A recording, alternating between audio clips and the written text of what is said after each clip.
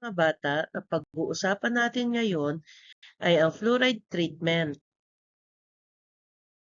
Ang fluoride ay isang mineral na natural na nabubuo tulad ng malalaking bato na maaring humalo sa tubig, hangin o lupa. Ito ay walang kulay na kristal o pulbo na madaling tunawin sa tubig. Ito ang pinakamatipid na pamamaraan upang mapatibay ang ngipin at maiwasan ang pagkasira nito. Ang fluoride treatment ay pang-iwas o paggamot sa ngipin na kinukulang sa mineral.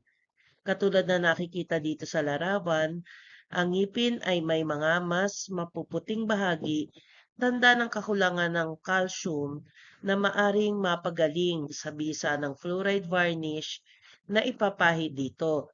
Ito ay mas malakas kaysa sa fluoride na nakikita sa toothpaste. Kailangan busog bago magpalagay ng fluoride varnish. Kumain muna para hindi sumakit ang tiyan dahil isang oras na hindi kakain ng bata matapos pahiran ng fluoride. Hindi maari magpalagay ng fluoride varnish ang mga batang may allergy, ubo, sipon, lagnat o hika.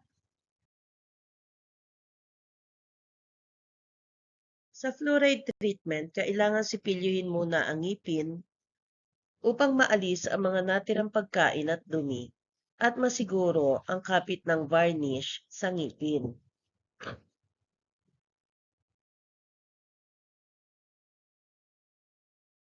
Ang fluoride varnish ay hindi nakakasakit.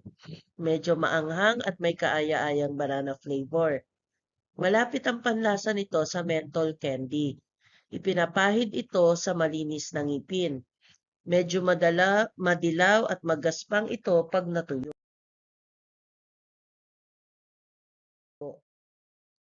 Matapos ang pagpahid ng fluoride varnish, hindi muna magsisipilyo magdamag ang napahiran nito para sa mas matagal na presensya ng fluoride sa ngipin.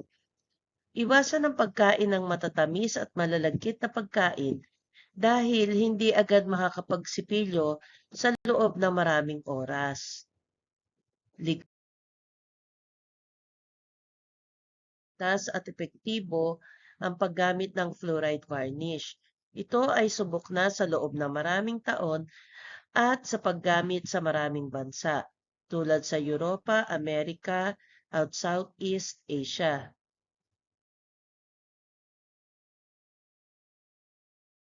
Madalas sa pagsipilyo gamit ang fluoride toothpaste para tumibay ang ating mga ngipin. Maraming salamat sa inyong pakikinig. Paalam mga bata.